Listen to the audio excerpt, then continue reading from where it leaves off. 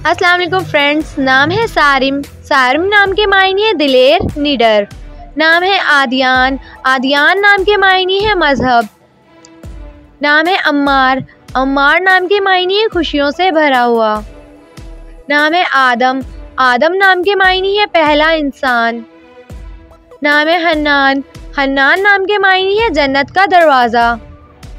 नाम है मोमिन। मोमिन नाम के मायने है नेकवक्कार। नाम है शाजिम। शाजिम नाम के मायने है खुशी, मुसर्रत। नाम है अहमर।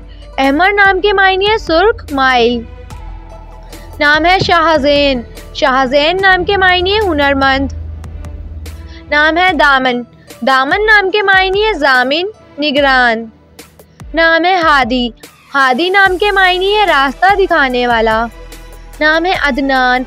अदनान नाम के मायने है जन्नत में रहने वाला। नाम है वसीम। वसीम नाम के मायने है खूबसूरत, हसीन। नाम है रमज़ान। रमज़ान नाम के मायने है खुदा का पसंदीदा। नाम है अमीर। अमीर नाम के मायने है हुक्मरान, सरबरा।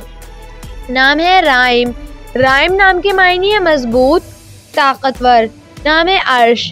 अर्श नाम के मायने है आसमान। नाम है शीस। शीस नाम के मायने है अल्लाह का तोहफ़ा।